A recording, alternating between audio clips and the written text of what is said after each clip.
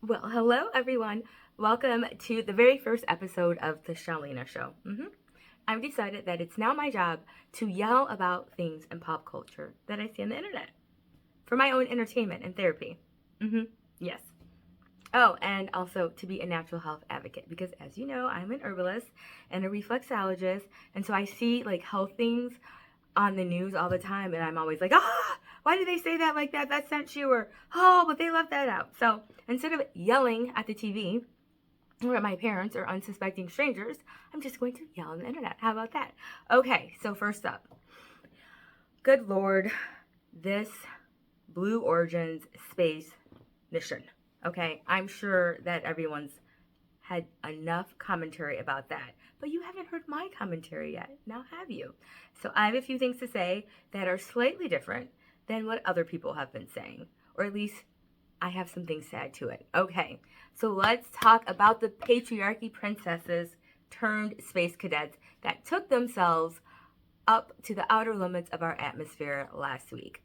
Now, all of this criticism is aimed at everyone except for Amanda Nguyen, who is actually a scientist, and she is the first Vietnamese woman who has been in space. And so she's been quoted as saying that I am flying for Vietnamese girls to see themselves in the stars. And I think that's awesome. And of course, she has her bona fides, right? She is a research scientist who conducted research at MIT, the Harvard Center for Astrophysics, NASA, the International Institute for Astronautical Sciences, and I think some other places. But anyway, she is a bioastronautics research scientist, okay?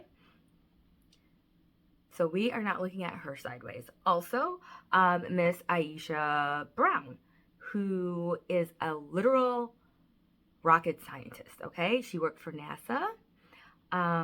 She is an entrepreneur. She's a global advocate for STEM, and she's a founder of LINGO, which is an educational technology company. So I'm really glad that they got their opportunity to see the curvature of the earth and be among the stars. So good for them, okay?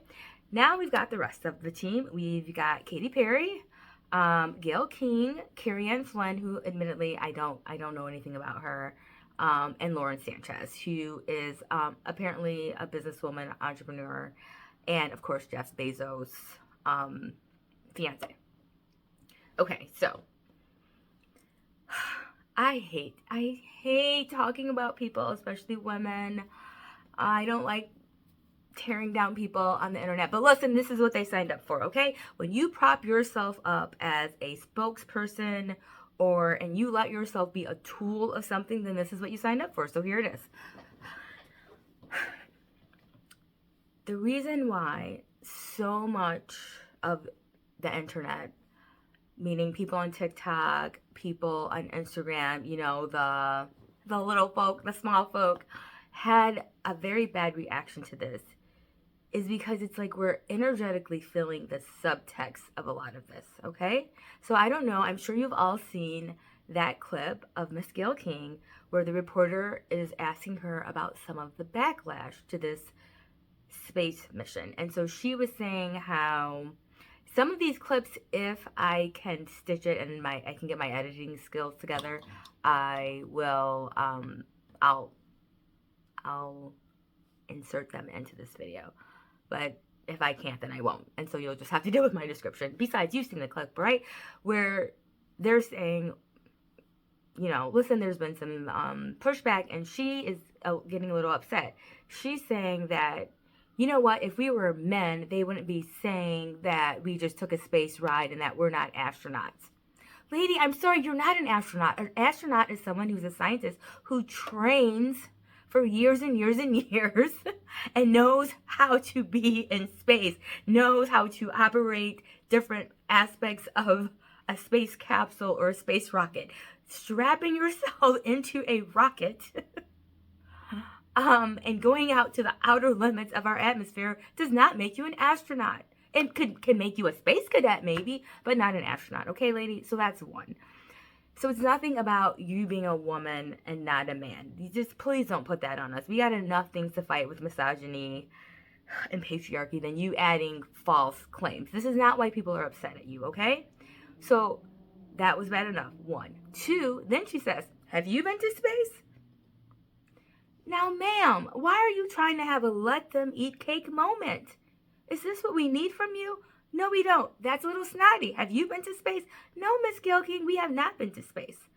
We will talk about that later. That was not a good look. Number 3, now everybody was all upset about, have you been to space? Did they listen to the rest of the clip where then she goes on to defend Jeff Bezos and Blue Origin, saying they're trying to do all sorts of things, including, wait for it, oh my God, I hope I can put this whole entire clip in there. She is saying that they're trying to find a way to send our waste to space. What Blue Origin wants to do is take the waste here and figure out a way to put it in space to make our planet cleaner. Ah, just as I thought. The answer lies in this movie I found on the internet. Send our waste to space. Now this is where I lost it. And this is part of why I think people are upset. Who said anything about sending our waste to space? Who appointed the likes of Jeff Bezos to take his aid to space?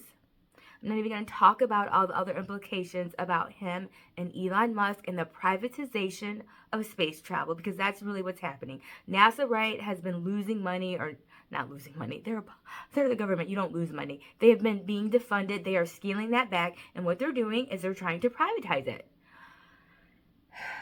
That's going to be another video for another day about how that's not a good idea, but whatever. So now we've got these oligarchs, these billionaires, privatizing space, colonization, and space travel, and thinking that it's a good idea to send our waste to space.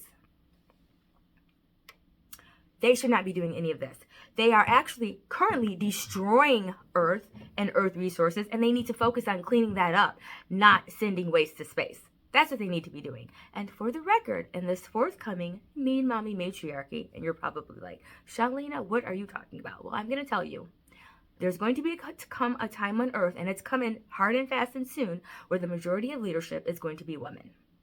Now, this is not going to be a permanent state, because what we most need on Earth is a balance of the divine feminine and the divine masculine. Okay? We don't need an inverse. Never mind. The point is, it's coming.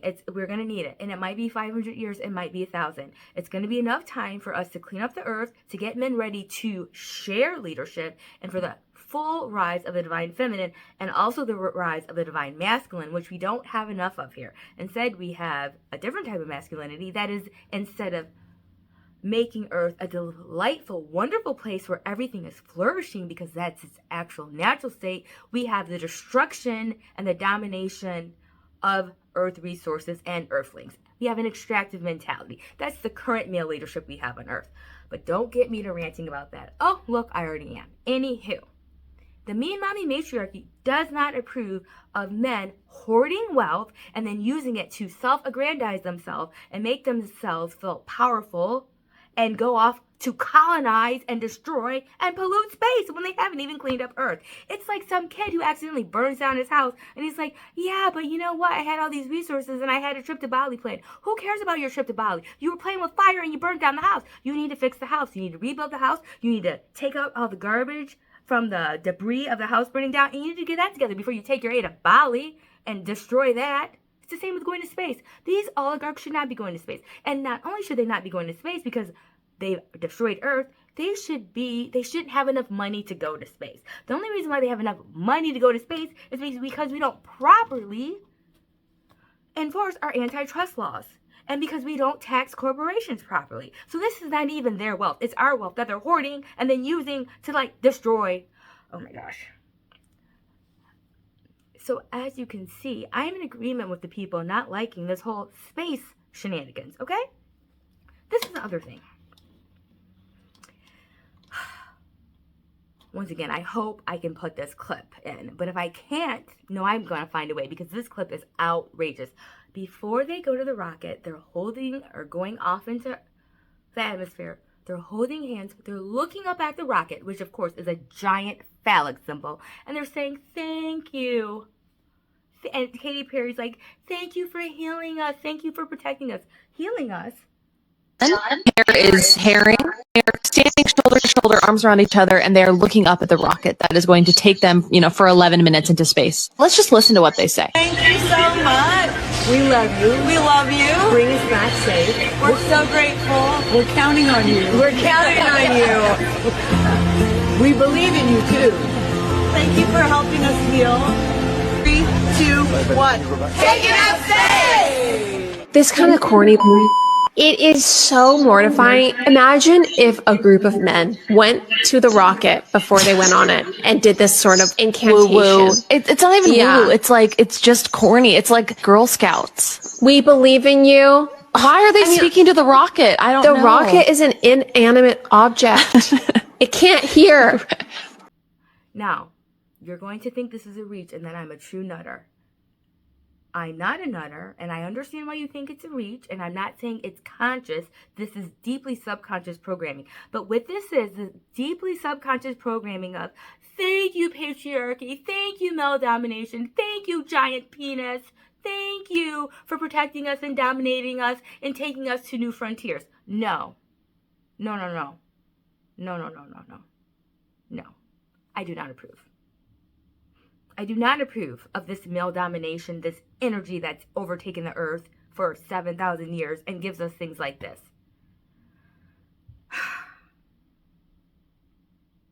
No. Now, lastly, it's a giant commercial and a normalization of space travel. That's what it is. You can go onto Blue Origin's website right now and you can sign up to get in queue to eventually go on one of these trips, okay? Now, of course, there is a disclaimer. You have to understand that you're going to have to put down a $150,000 deposit and that it's non-refundable, okay? This is my other thing that's kind of makes me a little bit feel like I'm wonky. Is honestly, y'all, this is not new technology. I am telling you, I graduated from the University of Michigan, and I remember when I graduated, you got all this information from the Alumni Association and all the fun adventures and trips that you could take.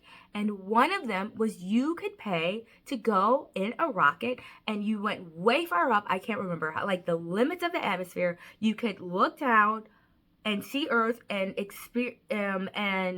experience some version of zero gravity. And at the time, I'm going to say, I remember thinking it was $50,000 or $100,000, whatever it was. It was expensive, but it wasn't so expensive that you thought it was out of reach forever. I remember clearly in all of my delusion, my youthful optimism, I truly remember thinking, this is so cool, but this is kind of scary. Would I do this? I'm not sure. And then thinking, you know what? You are going to do it. You would do it. And thinking that within a decade, I would have enough money to just drop that type of money and take myself up in a rocket and maybe convince my parents to take me too. So this is not that new. This is just them slowly rolling it out, making it normalized, showing it to the masses and getting us ready for space travel and space tourism. That's all this is. This is a giant commercial for space tourism that's coming very soon. And two, it's a giant greenwashing of the likes of Jeff Bezos and other oligarchs who are hoarding wealth on Earth and using it to then now eventually colonize space and the moon, okay? And that's why I'm upset. Honestly, some parts of it is really cool. Leaving Earth, the next step of humanity, new frontiers, exploration, all that could be really wonderful. It's the way it's being done, and it's who it's being done by, and it's all the other subtext. That's the problem with these people in this space travel. Don't even get me started on not just the pollution, but of the technology that we need for things like electric vehicles and space travel, the cobalt, the lithium, how it's being mined, how our lithium needs, or is it cobalt? I get confused. I read too much everywhere, too much information in my head trying to get out at once. But the genocide that's happening in the Congo, that's all directly because of us stealing and needing to steal minerals. The slave labor that's happening there, children and their lifespan being shortened, not just from genocide and violence, but because of they're literally mining this toxic stuff with no masks, no gloves, no proper clothes. It's actually really terrible and really heartbreaking. And so that's what's behind this like fun. Isn't this fun? We're going to space. You know, that's the front of the house. The back of the house is rotten and toxic and sick. That's what it is. Sorry for our troubles. So that's why this whole thing irks me, and I don't think it's just a fun pop culture type of story and thing. Like there's some sickness, there's some rot behind there. And I don't think we should make people like Jeff Bezos the good guys, the nice guys, the explorers, the frontiersmen. No. I think we should normalize actively trying to thwart him and push back on him and anything he's doing.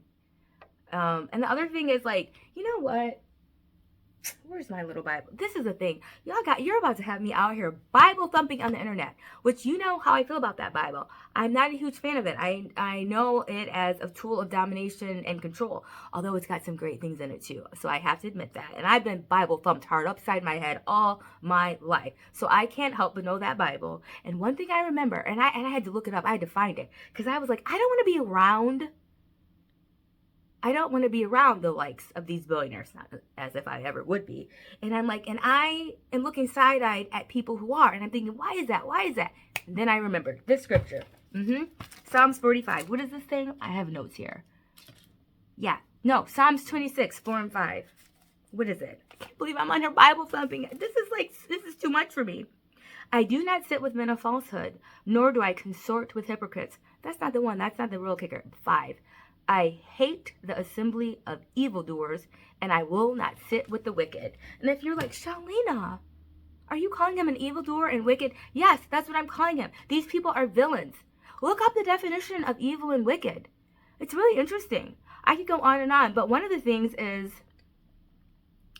no, I'm not going to talk about that. Addicted to vice or sin, I don't know anything about him and his life and that, but immoral, profligate. Profligate? How do you pronounce that? Wasteful expenditure or consumption, given to characterized by reckless waste and wildly extravagant. Yeah, and greedy and hoarding. That's all part of being wicked and evil. His business practices are evil. I can go into that. Same with that other villain. Y'all know who I'm talking about. The one from South Africa. Oh, him and that bloodline. Woo, woo, woo. Anyway. So that's why.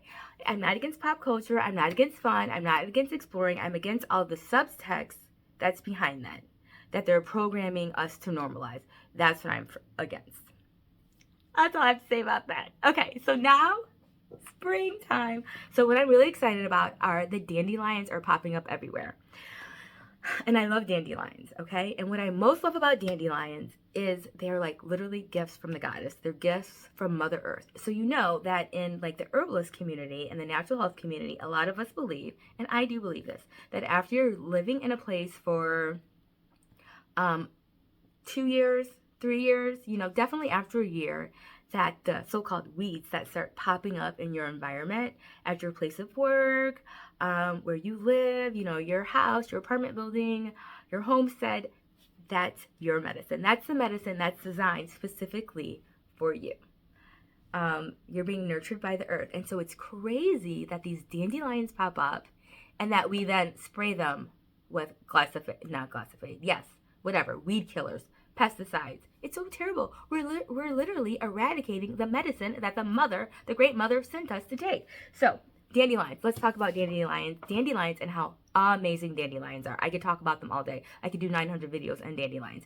First of all, they're little pops of sunshine. They are like yellow and happy, and the energy behind them is like regenerative. It's spring, and their name in French, Dandelion, which means tooth of the lion, and it gives you a little bit of a hint about who and what a dandelion is. First of all, they are so tenacious, so strong, so resilient. I mean, you see them popping up everywhere, right? You can even see them sometimes on a highway, like Why is a dandelion coming, like growing out of the crack of the barrier on the highway? Because they can grow anywhere. That's what's so beautiful about them. They are strong. They're sent to make us strong and resilient. Now, most people know, like, oh, they're good for your liver, and the root is good for your liver. But that's just one of the things. They're good for your urinary tract and your urinary tract system. They're good for if you have UTIs. They're good for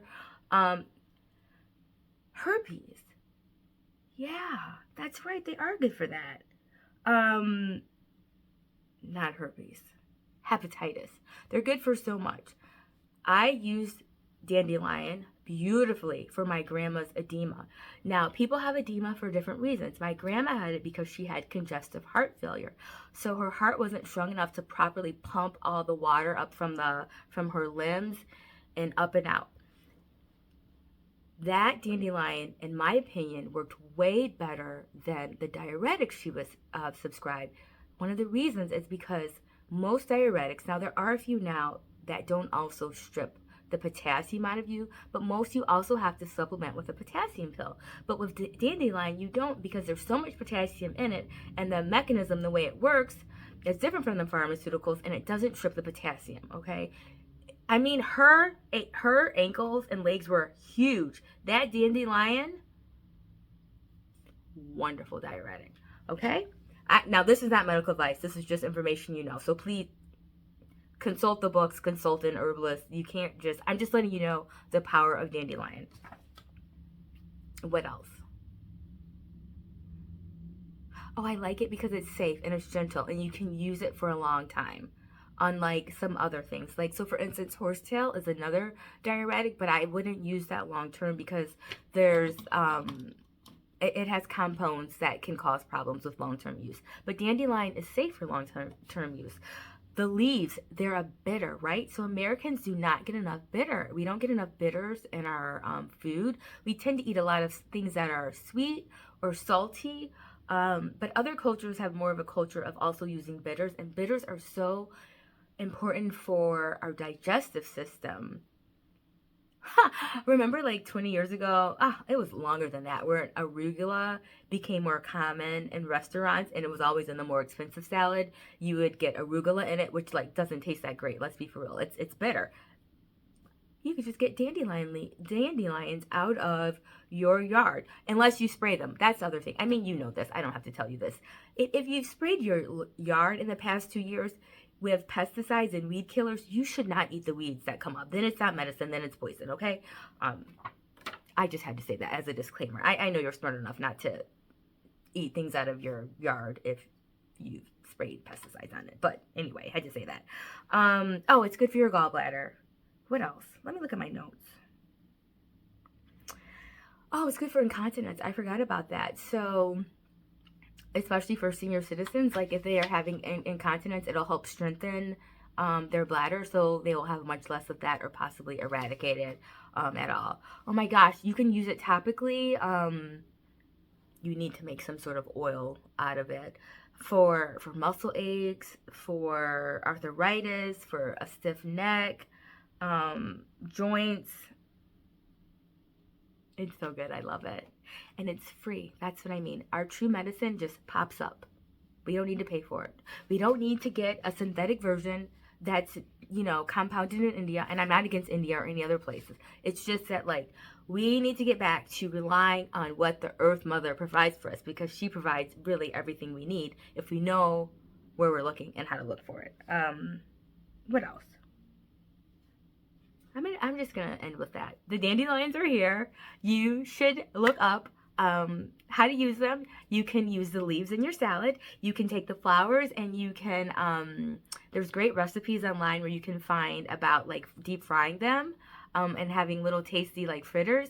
You can use the roots for liver support and liver cleansing. And this is the thing. All of these things pop up in the spring because the spring is the time for detoxing. And that's what we should be doing in the spring. So check out what's growing in your yard. And if a lot of dandelions are growing, then that's your medicine. And you should look for ways to utilize it in your food or your drink. And that's all I have to say about dandelions. Except book club segment. Okay, so you know I'm a book junkie and I love reading. And I have a book recommendation for you. Can you see it? It's called The Dandelion Insurrection, Love and Revolution by Riviera's Son. It's a trilogy, and I've read the first two. I haven't read the third one. I have to gear myself up for that one, and I'll read you a little bit of the excerpt. Okay, so it says that there's a gathering storm of tyranny. Zadie Bird Gray whirls into the life of Charlie Ryder, so it's kind of a love story. I'm not going to sell it as a love story. It's more about strength in troubling times, I would say. But anyway, she asks him to become the voice of the Dandelion Insurrection.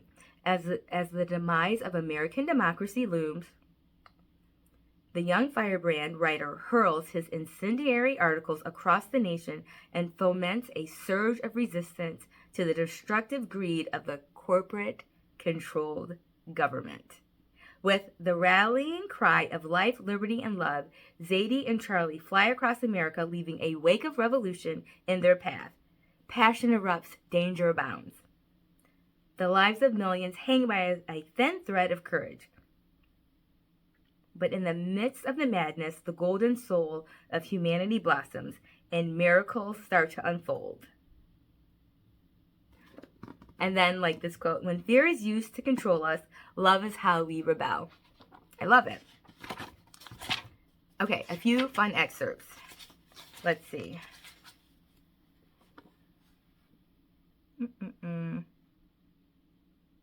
Ah, that was a good quote. There's so many good quotes in here. Okay, I love this.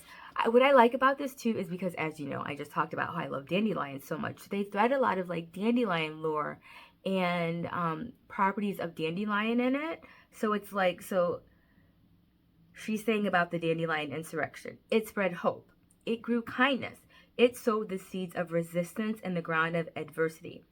Everywhere the concrete of control paved over the goodness of the heart, the dandelion insurrection sprang up through the cracks. And that's what dandelion does. I mean, it grows anywhere. It just grows everywhere. You cannot stomp it out. Not really. I love that. And then more on the dandelion insurrection. It is the refusal to be squeezed to death by the hand of fear and greed, but instead to spring into action and live. Love it. You know what? And that's the thing. I'm going to do a whole video one day about fear and how it's so contagious and how it really has humans in a stronghold. How we have to, like, if we want to be sovereign, if we want to be free, we're going to have to learn how to deal with fear more effectively. It's one of the main tools they use to control us and keep us in our place. And then, okay, so the dandelion insurrection is what happens when the heart breaks open with love. I love it. Okay, lastly, be like the dandelion. Spring up in intolerable soils. Dare to stand up against violence and hatred. Blossom into love. Be like the dandelions. Courageous, bold defenders of the golden soul of humanity. Fearless in the face of adversity. Definitely. Then the last thing. One of the mottos that they had was be kind, be connected, be unafraid. Be kind, be connected, be unafraid. I'm going to change that to be kind, be connected, be fearless. And this is the thing. I think a lot of us have being kind pretty much, you know, we're good at that. I'm going to work on being connected. That's the action item for this one. Is to talk to my neighbors more, to be connected, because that's really going to be our saving grace. We need more of that. Oh, you know what? In my previous rant about the Blue Origin thing, I think really the action item for that is like, whenever we're being drawn in and something is everywhere, it's just thinking very critically about who's paying for this? Why are they showing this to us? Why is this everywhere? What's the message behind the message? What are they distracting us from? I mean, it's okay sometimes just to enjoy things, you know, but also we need to ask questions. Okay, so I think you'd like this book. I really do. And I think people should read it.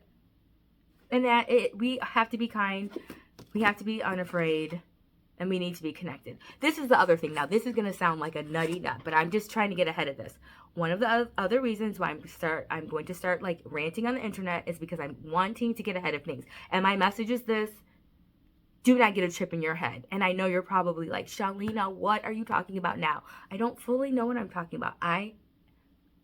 And can admit that. But I know that I know what I'm talking about when I say, do not, for the love of God, do not let these people ever put a chip in your head, okay?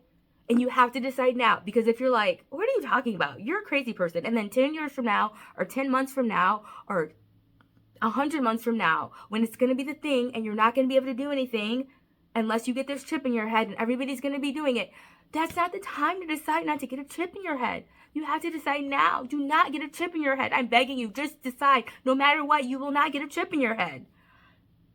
Oh my God, I know I sound like a loon. Yeah, seriously though. No chips. Do not get a chip in your head. Be fearless about not getting a chip in your head. I'm telling you, that's it. Okay, that's all I have for the book recommendation. You know what? I don't have children to be embarrassed by me ranting on the internet, so I can seem as loony as possible. All my friends know I'm a nut anyway. Who cares if the internet knows? Okay, what else? The Pope died. The Pope died, y'all. Now this is the thing. I am not Catholic. You see how I feel about the Bible. I was actually raised in a very interesting religion that taught me a lot. And that particular religion, which at some point I will talk about, actually, their perspective on the Catholic Church, oh Lord. Listen, I'm not saying this is my perspective. I'm just letting you know a perspective. Their perspective on the Catholic Church is that it's false religion. Now, granted, their perspective on all churches and religions except for their own is that it's false religion. And isn't that interesting? Because most monotheistic religions feel that way, don't they? That's a clue that, why are all these monotheistic religions the same? And that there's one true God and it's my true God and your true God's wrong. I don't like that energy, y'all. That energy's a little, But anyway, that the belief system I grew up in was that actually Catholicism was what they would call Babylon the Great, meaning that they were going to be judged the harshest when Jesus Christ returned because they were not living up to the tenets of Christianity. That was a side tangent. The point is, the Pope has died. I personally, even though I'm not Catholic, thought he was a wonderful person. And I admired his bravery. Although, I mean, are you that brave? Like, you're the Pope. But I admired his stance on Palestine and what's going on in the Middle East.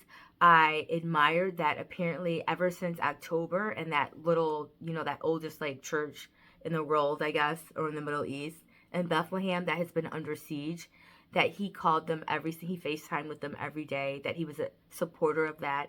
I am thankful that he used some of his literal dying breath, some of his last messages to the world was about the cruelty that's going on in the Middle East and how it needs to stop immediately. I loved that, when you're a pope, you get to pick a new name. I love that he picked Francis and that it was after, he chose that name for Francis of Assisi, who was, the Catholic Church sainted him, but he was all about austerity and humility and living a simple, almost impoverished life and spending everything on helping and comforting the poor. He was also about protecting nature and the environment, and I think that Pope Francis tried to live up to his name, his namesake, Francis of Assisi, and so I thought that was beautiful. I also have a message to the entire world, and especially world leaders like Macron and J.D. Vance and all these other ones who claim that they're Catholic. I find it very interesting that you claim to be of a certain faith and that the highest authority on earth of your faith has said very clearly how he feels about the warring that's going on earth right now, and you guys don't have that same feeling. And I say that to all the Catholics in the world who, when your Pope says, excuse me, this is cruel, this is wrong, this is not right, do you feel differently in your heart? And if so, why? because I'm not Catholic and I don't proclaim to be Christian or any of these monotheistic religions. And when I consult my heart chakra, which is kind of messed up, let's be for real, my heart chakra needs a lot of work, but it don't need so much work that I can't see what's going on the earth and who's doing it and that it's wicked and evil. The same with income inequality and some of the other things that are going on. So anyway, that's my ranting on the internet for today. I'll see you again next week if I can get my mental health together. Okay, thanks for listening if you made it this far. Bye.